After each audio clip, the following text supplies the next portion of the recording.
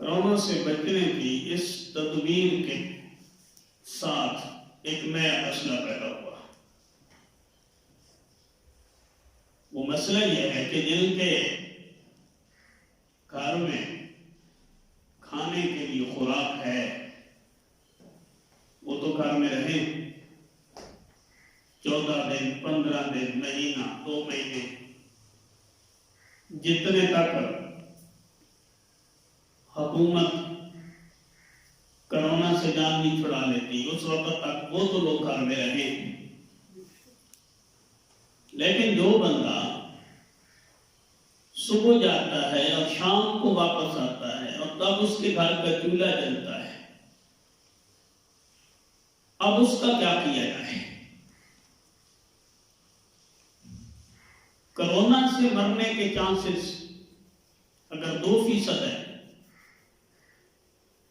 تو بھوک سے مرنے کے چانسز کہیں زیادہ ہو جائیں گے۔ اس کے پیش نظر مختلف اداروں نے خدمت خلق کے طور پہ ان گھروں میں راشن پہنچانے کی بھی کوشش کی ہے اور جاری ہے۔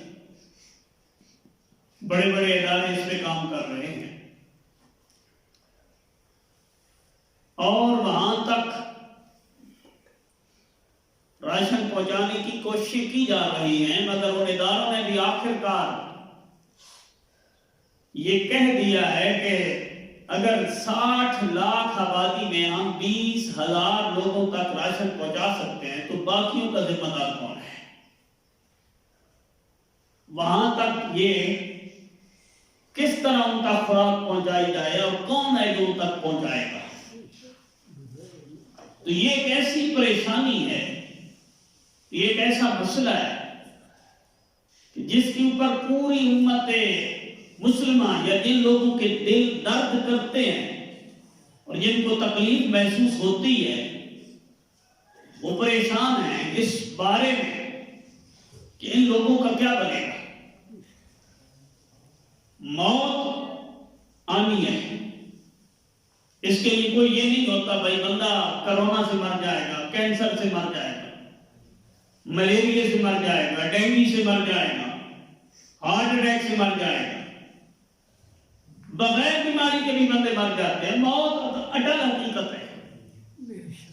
لیکن جو صورتحال پیدا ہوئی ہے اس میں جو تقاضے سامنے آ رہے ہیں اس میں تو یہ ہے کہ موت کرونا سے آئے نہ آئے، بھوک سے آ رہی ہے۔ جس صورتحال سے ہمارے اس غریب ملک کو واسطہ پڑ گیا تو اب عجیب سچویشن ہے۔ اس وجہ سے میں نے یہ آیت آپ کے سامنے پڑھی ہے کہ ان تم تو صدقات فنعما ہی، اگر اعلانیہ تم لوگوں کو خیرات دے دو تو یہ بھی اچھی بات ہے۔ محلے میں، پڑوس میں، قریب قریب کوئی بھی بندہ سفید پوش آدمی ایسا کہ جس بیچارے کے بارے میں ہمیں خبر ہو کہ بھائی اس کی آپ چولہا نہیں جاتا، فردن بھی جا کے آپ اس کو سپورٹ کر دیں۔ قرآن کہتا ہے یہ اچھی بات ہے، وَإِن تُخْفُوهَا وَتُؤْتُوهَا الْفُقَرَاءَ فَهُوَ خَيْرٌ لَكُمْ، اور اگر تم چھپا کر ان فقیروں کی مدد کرو، خاموشی کے ساتھ ان تک پہنچ جاؤ، فرمایا یہ اس سے کہیں بہتر ہے۔ اس کا فائدہ کیا ہوگا؟ وَيُكَفِّرُ عَنْكُمْ مِنْ سَيِّئَاتِكُمْ، کہ تمہارے اس عمل کی وجہ سے تمہارے گناہ جھڑیں گے،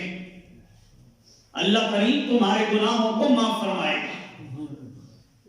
اور کرونا سے بچنے کا جو سب سے بڑا نسخہ ہے وہ ہے گناہوں کی معافی، کہ انسان اپنے گناہوں کی معافی مانگے، رب کی بارگاہ میں تائب ہو، اللہ کی بارگاہ میں توبہ کرے، رب کی بارگاہ میں التجا کرے، اللہ کی بارگاہ میں آ کے بندہ گر گرائے۔ وہ عَلَىٰ كُلِّ شَيْءٍ قدیر ہے۔ ایک وائرس کے ذریعے اگر پوری دنیا باؤنڈ ہوئی ہے تو لمحوں کے اندر یہاں آزادی بھی ہو سکتی ہے، لیکن جو سب سے بڑا مسئلہ اب بنتا جا رہا ہے یا بن چکا ہے وہ یہ ہے کہ کرونا سے زیادہ لوگ بھوک کے ہاتھوں تنگ ہوتے جا رہے ہیں، اور ایک خوف اور ایک مایوسی، یہ دو کیفیتیں لوگوں پر مسلط ہوتی جا رہی ہیں۔ مایوسی اس بات کی کہ کہیں سے اسباب نظر نہیں آ رہے، خوف اس بات کا ہے کہ یہ اندیکھی لائن ہے، کوئی پتہ نہیں یہ کرونا سے جان ہماری کب چھوٹے گی، اس پردے کے پیچھے کیا چھپا ہے کسی کو کوئی خبر نہیں ہے۔ اس وجہ سے دونوں چیزیں آپ لوگوں کو گھیر چکی ہیں، ایک خوف گھیر چکا ہے، ایک مایوسی گھیر چکی ہے، اور ان دونوں کے اوپر ماہرین طب، ماہرین حکمت کہتے ہیں صرف کرونا نہیں، کسی بھی بیماری کا دفاع کرنے کے لیے قوت مدافعت کا ہونا بہت ضروری ہے۔ یہ نہیں کہ بھائی صرف کرونا کے لیے قوت مدافعت ہے، کسی بھی بیماری کا دفاع کرنے کے لیے انسانی وجود میں قوت مدافعت کا ہونا بہت ضروری ہے۔ اور یہ دو عمل ایسے ہیں، چاہے مایوسی ہے اور چاہے خوف ہے، یہ دو عمل ایسے ہیں کہ جو انسان کی قوت مدافعت کو گھٹا دیتے ہیں، اس کو کمزور کرتے ہیں۔ یہ بھی ماہرین طب کہتے ہیں کہ یہ دو معاملات ایسے ہیں کہ جو انسان کی قوت مدافعت کو کم کرتے ہیں۔ تو گویا صورتحال اب اس طرح بن چکی ہے، بیماری اثر انداز ہو نہ ہو، خوف اور مایوسی کے سائے یہ بڑھتے جا رہے ہیں۔ اور تیسرا اس کا حل جو سائنس نے بیان کیا ہے اور بڑے بڑے ماہرین نے نقطہ نکالا ہے، انہوں نے کہا انسان کے وجود سے خوف اور مایوسی کو ختم کرنے کا سب سے بڑا جو نسخہ ہے وہ کیا ہے؟ بھائی انسان کے وجود سے خوف بھی ختم ہو جائے، مایوسی بھی ختم ہو جائے، اس کا سب سے بڑا نسخہ کیا ہے؟ انہوں نے کہا یہ ہے اپنے مالک اللہ تعالیٰ پہ بھروسہ کرنا۔ آپ اپنے رب پہ بھروسہ کر جائیں، اپنے اللہ پہ بھروسہ کر جائیں، مالک قدیر پہ بھروسہ کر جائیں، تو آج کی جدید سائنس اس بات پہ پہنچی ہے کہ کوئی کتنا مایوس بندہ، خوف زدہ بندہ آپ لے آئیں اور اسے کہیں کہ اپنے اللہ سے دعا کرو، مالک سے مانگو، اللہ کی بارگاہ میں استغفار کرو، رب کی بارگاہ میں تائب ہو، توبہ کرو، اللہ کی بارگاہ میں گر گرائے۔ تو جدید سائنس بھی کہتی ہے کہ اس طرح رونے سے، اللہ کی بارگاہ میں گر گرانے سے، اللہ سے اپنا واسطہ قائم کرنے سے اس کے ذہن کے اوپر سکون طاری ہوتا ہے، خوف ختم ہوتا ہے، مایوسی کے بادل چھٹ جاتے ہیں، انسان کے اندر اعتماد کی فضا پیدا ہوتی ہے اور انسان ذہنی طور پہ پرسکون ہوتا ہے۔ اگر یقین نہ آئے تو خود تجربہ کر لیں، جس دن حالات کا پریشر بہت زیادہ ہو اور دنیا ہر طرف سے آپ کو تنگ کر دے، آپ تنہائی میں اپنے مالک سے بات کریں، اللہ کی بارگاہ میں حاضر ہو جائیں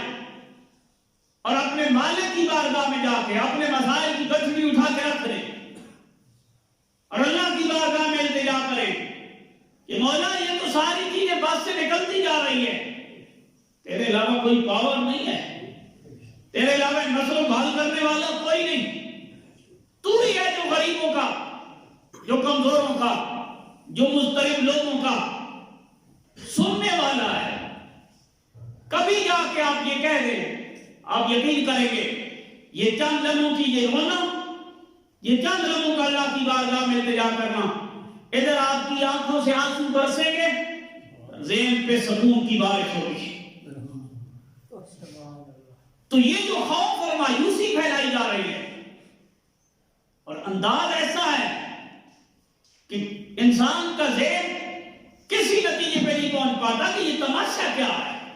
کہانی کیا ہے۔ اس خوف سے نکلنے کا واحد ذریعہ یہی ہے، اس مایوسی سے۔ کیوں کہ اگر تم چھپ کر دو گے صدقہ و خیرات، فرمایا یہ تمہارے لیے اور بہتر ہے، یہ اور تمہارے لیے بہتر ہے۔ صدقات و خیرات حضور فرماتے ہیں بلاؤں کو ٹال دیتے ہیں، مصیبتوں کو دور کر دیتے ہیں، تکلیفوں کو دور کرتے ہیں، کیونکہ یہ بھی ایک خوف اور مایوسی کی فضا ہے کہ آپ 400 بندے کی لائن بنا کے آٹا لینے کے لیے لائن میں کھڑے ہیں تو وہاں تو کرونا نہیں آتا ہے، لیکن آپ اللہ کی بارگاہ میں جھکنا چاہتے ہیں جہاں کرونا آتا ہے۔ آپ پینشن لینے کے لیے بینک کے سامنے لائن میں لگ کے کھڑے ہیں، وہاں کرونے کا خوف نہیں ہے، لیکن آپ اللہ کی بارگاہ میں آنا چاہتے ہیں کہ یہاں خوف ہے، یہاں کرونا آ جاتا ہے۔ آپ اگر باہر کی جو صورتحال سامنے آ رہی ہے، کل میں نے ایک ویڈیو دیکھی، ہزاروں کا مجمع بھوک کی وجہ سے بھاگا جا رہا ہے، تو وہاں کیا کرونا نہیں آ سکتا؟ یہ وہ جگہ ہے کہ اگر اللہ کے گھر کو آباد کیا جائے، میں پورے ایمان سے کہتا ہوں رب کی بارگاہ میں اگر پوری قوم جھک جائے اور رو پڑے تو یہ سارے اسبابوں کوئی ضرورت نہیں، ویسی مالک اس بلا کو ڈال دے گا، کیونکہ وہ مالک قدیر ہے، وہ جب چاہے جیسا چاہے فیصلہ نازل کر دیتے ہیں۔ مگر جب قوم کے ذہن کے اندر یہ بات بٹھا دی جائے کہ آپ نے اللہ کی بارگاہ میں نہیں جانا، تو مجھے بتائیں بھوکے بندے کو آپ کیسے روکیں گے کہ وہ باہر نہ نکلے؟ اسے آپ 1000 مشورہ دیں، جناب آپ بھوکے، آپ گھر میں رہیں، آپ بیمار ہوں گے، بھوک اسے میدان میں لائے گی، تو کیا کرونا یہ دیکھے گا بھئی یہ بھوکا ہے اور اسے نکلے گا؟ لہذا جو صورتحال ایک بن گئی ہے، اس سے باہر نکلنے کا باہر طریقہ یہ ہے اللہ سے صلح کی جائے، اپنے مالک کو راضی کیا جائے، اپنے مالک کی بارگاہ میں التجا کی جائے، باقی رہا جو جس کے پاس میں ہے اس سے اس کے بارے میں قیامت والے دن سوال ضرور ہوگا۔ اگر حاکم وقت غلطی کرتا ہے تو قیامت والے دن وہ بھی کٹہرے میں لایا جائے گا، اگر کوئی عہدیدار اور افسر اور بہت بڑا ذمہ دار غلطی کرتا ہے تو قیامت والے دن مالک کے قریب اسے بھی لائے گا۔ بڑی خوبصورت بات مفتی منیب الرحمان صاحب نے کی ہے، کب مسجدیں بند کر دی جائیں، مفتی صاحب نے فرمایا مسجدوں کو ہم نہیں بند کریں گے، ہم اللہ کے گھر میں نوکری دیں گے۔ اگر حکومت چاہتی ہے تو مسجد کو تالا لگائے تاکہ قیامت والے دن اللہ کی بارگاہ میں کھڑے بھی ہونا، جواب دے بھی ہوں کہ تیرے گھر کو تالے لگانے والے جو ہیں وہ ادھر آ جائیں۔ تو اللہ کے گھر کو اگر تالا کوئی لگانا چاہتا ہے اپنے کسی منصب کے زور پہ، عہدے کے زور پہ، وہ اپنا شوق پورا کرے اور لگائے، اور قیامت والے دن اللہ کی بارگاہ کے حاضری کے لیے بھی تیار رہے۔ باقی رہے ممبر اور مصلی پہ کھڑے ہونے والے، ان کی ڈیوٹی اللہ رسول نے لگائی ہے، یہ ڈیوٹی دیتے رہیں گے، اپنی ذمہ داریاں پوری کرتے رہیں گے، تاکہ قیامت والے دن اللہ کی بارگاہ میں یہ کہہ سکیں جو ہمارے پاس میں تھا ہم کرتے رہے۔